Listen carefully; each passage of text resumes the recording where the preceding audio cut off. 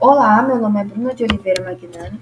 Estarei aqui apresentando um artigo para fim de avaliação do componente curricular de manejo e conservação e recuperação dos solos e recursos hídricos. Esse artigo trata-se da simulação da expectativa de perdas de solo em microbacia sobre diferentes manejos florestais. Aqui, por imagens, eu vou introduzir o tema desse artigo. Sabemos que o sistema de cultivo agroflorestal é uma técnica muito que pode degradar muito o solo e acarretar erosões e também afetar os recursos hídricos. Então, a, é interessante juntar ferramentas como o Sistema de Informações Geográficas e acoplar a Equação Universal de Perdas do Solo para poder fazer uma análise, um zoneamento ambiental e análise de riscos que essa atividade pode trazer para o local. E uma das vantagens é que a utilização dessa equação exige um menor número de fatores a serem observados em comparação com outros que possa ter nas literaturas. E também o sistema de informação geográfica, ele detecta principalmente erosões superficiais. Então, fazer o reconhecimento dessas unidades hidrográficas, a gente pode entrar com controle de forma mais direta sobre essa erosão. Então, o objetivo é incluir estudos prévios de expectativa de erosão que essa atividade de uso intensivo de florestas de produção pode acarretar, e o segundo é o estabelecimento de correlação entre técnicas de manejo e processos hidrológicos em escala de microbacia, e análises de riscos e impactos ambientais que em suporte ao planejamento e operação do manejo florestal. E o delineamento experimental desse estudo, ele foi definido de formas que permite a simulação para comparar a expectativa quanto ao processo de perda do solo por deflúvio superficial e em diferentes condições de manejo ambiental e florestal. Aqui eu também gostaria de falar que aqui são plantios em curva de nível, uma técnica de manejo ambiental para agroflorestas que reduz o impacto da erosão superficial. A característica do terreno a ser estudado é o córrego localizado no município de Aracruz, córrego Guaxindiba. Esse córrego tem a dimensão de 2,8 km². A cobertura pedológica predominante é a podizólica e um relevo suave a fortemente inclinado, com dissecamentos característicos, áreas de tabuleiros da região costeira do norte do Espírito Santo. A cobertura vegetal ela é composta por florestas de eucalipto, em áreas levemente onduladas, e por formações residuais da floresta nativa Mata Atlântica, que pode ser em diferentes estágios regenerativos, capoeirão ou capoeira. E esse processo de análise, ele passou por 5 etapas para poder ter esse procedimento e a integração desses dados. A primeira etapa foi a verificação e ajuste da base primária de dados. A segunda etapa foi a obtenção de informações complementares a partir do primeiro processo digital dos dados primários. A terceira etapa é o cálculo do potencial natural de erosão. O quarto, a integração dos parâmetros antrópicos para avaliação das taxas de expectativa de perda do solo, que é indicado pelo índice A.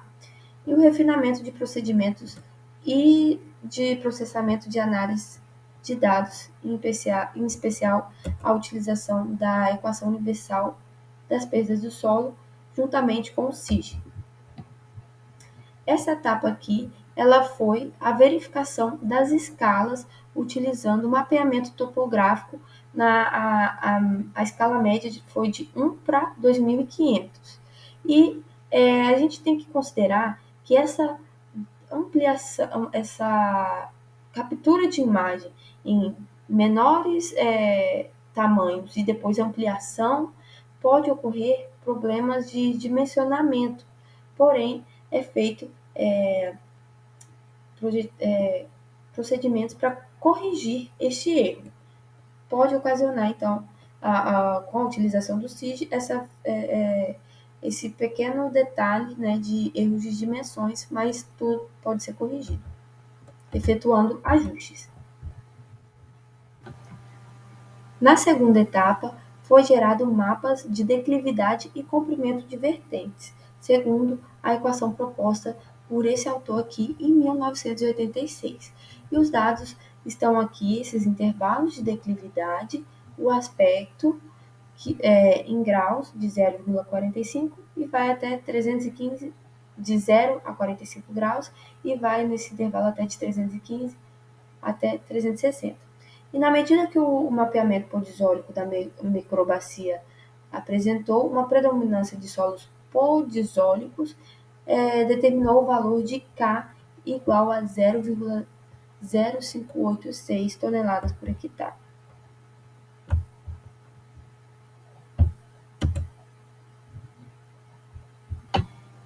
E também foi obtido os valores de P, que são as práticas conservacionistas. A primeira prática ela é zero isenta de alguma técnica de manejo de conservação, que é a utilização do solo, né, com a aração, a gradagem, o preparo convencional, que como classificamos, que equivale a P igual a 1. A segunda ela foi definida como de acordo com as declividades do terreno, foi estabelecido o cultivo em curvas de nível, que aí o P varia de 0,50 e P de 1,0. E a terceira foi a etapa, incluindo a técnica de plantio de nível, também foi implantado a técnica de coveamento. Então, para isso, foram estabelecidos os valores de P.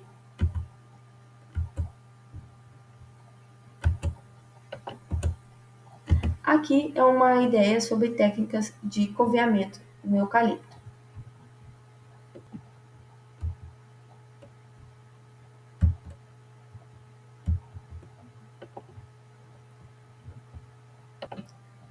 A etapa 3 já foi um método foram utilizadas duas fórmulas para calcular o potencial natural de erosão a partir dos parâmetros físicos da fórmula da EUPS, sendo que R é classificado como a erosividade, o K é a erodibilidade e o S declividade e comprimento de vertentes representado pela letra L.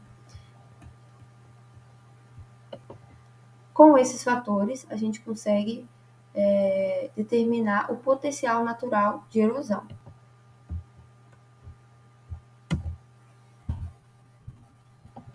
E aqui, na etapa 4, já foi a etapa de simulação dos diferentes cenários que a gente comentou anteriormente, que vai calculando os valores da expectativa de perda do solo, que é o índice A, de acordo com as variações dos fatores R, C, P da equação universal de perdas do solo.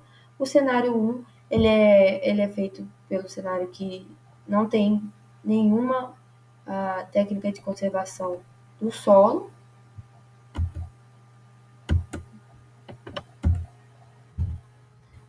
O segundo cenário, ele avaliou uma forma de declividade diferente, né? Porque aqui já foi implantado a técnica de cultivo em nível. No terceiro cenário, avaliou a influência só do fator de erosividade sobre o índice da expectativa de perda do solo.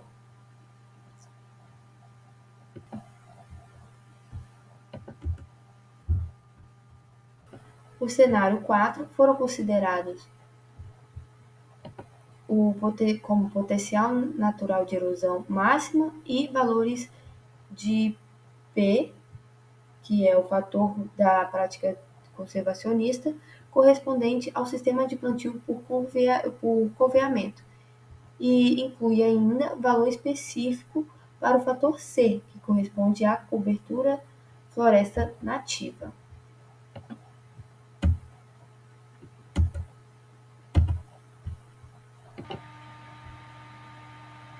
Na etapa 5, foi extraída informações quantitativas dos mapas temáticos derivados do processo de manipulação analítica do sistema de informação geográfica e foi efetuado a análise de correlação cruzada entre alguns planos de informação, planimetria das classes de expectativa de perdas de solo para os diferentes cenários de simulação. E ainda foram feitas análises estatísticas, paramétricas e exploratórias da base final de informações.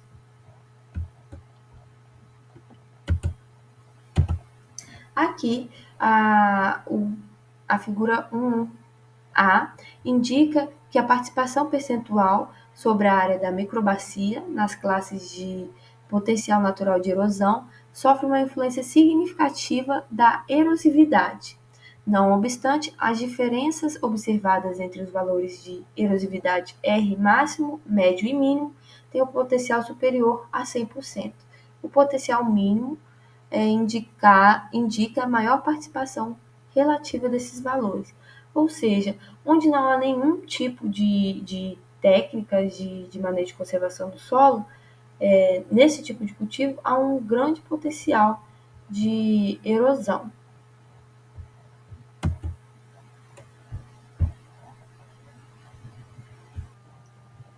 Aqui nesse gráfico, a gente também pode ver essa seta aqui é a P1, ou seja, a prática que não teve nenhum tipo de manejo. Teve, então, uma expectativa de perda do solo muito alta.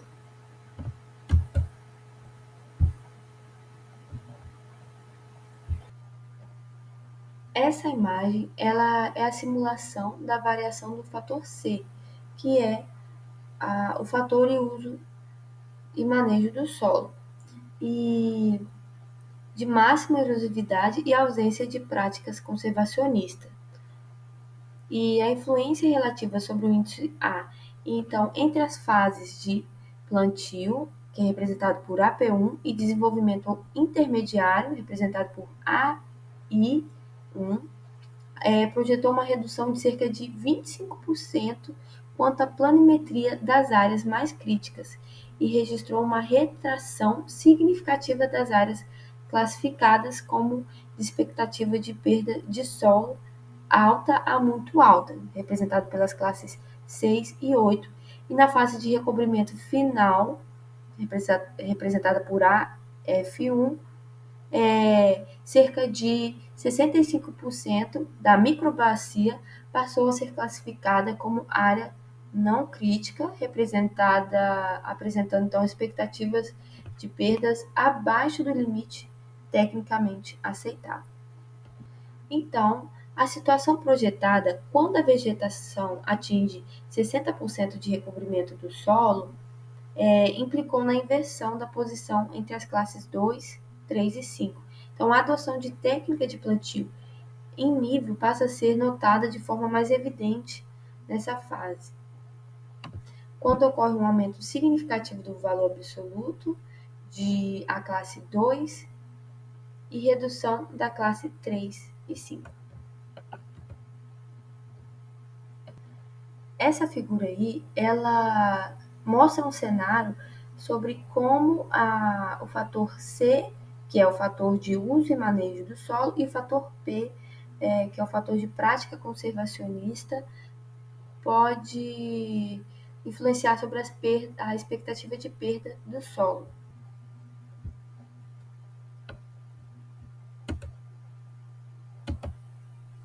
Então, na obtenção desses atributos primários na base de dados, a situação mais crítica ela foi observada quanto aos dados de comprimento de rampa e declividade derivados de modelos numéricos de terreno, representado MNT. Então, o ajuste deste apresenta-se estreitamente relacionado com as condições específicas do local de estudo. Então, se o local for muito declivoso, então tem que passar por muitos ajustes, bem como da própria estratégia experimental adotada, incluindo nesta nível de detalhe e desvio aceitável e escala de trabalho. Outra coisa que o autor discute é que a utilização do sistema de informação geográfica em sistema analítico constitui método promissor na medida em que sejam estabelecidos alguns procedimentos de acompanhamento e controle de qualidade durante o processamento e integração de dados, especialmente quando essa investigação utiliza cerca de 198 mil matrizes, elementos, né? São muitos dados para ser processados. E a base de dados deve ser constantemente aferida quando a acuracidade e confiabilidade dos obtidos.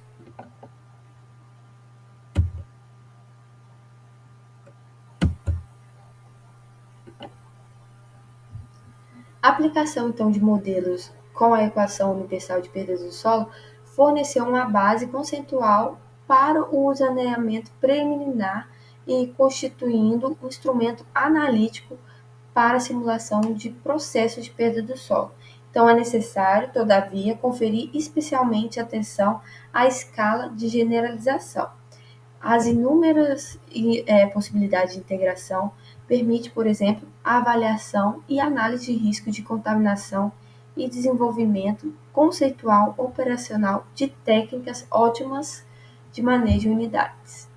Então, a conclusão é que os dados, a base de dados, são dois aspectos que merecem consideração, que é o nível de detalhamento de dados e a compatibilização entre a escala do projeto no sistema de informação geográfica e o nível de agregação dos dados e informação. E o método de integração em SIG é um modelo utilizado e a EUPS apresenta como vantagem a facilidade de implementação e interpretação dos resultados, embora a aplicação do SIG mereça atenção especial, em particular quanto à dispersão desses erros. E a efetividade ou propriedade das análises realizadas e resultados obtidos é uma função direta de forma de inserção deste estudo em programas. E o modelo da EUPS, considerando a aplicação deste modelo em programas de manejo florestal, dois aspectos são apresentados de extrema relevância. Os resultados alcançados representam uma avaliação semi-quantitativa de caracterização exploratória e o segundo deve-se atentar, em especial, para a dispersão multiplicativa de erros aleatórios e ou sistemáticos advindos da própria estrutura do modelo e de sua aplicação em sistemas digitais de processamento de informações geográficas. Essas são as referências e muito obrigada.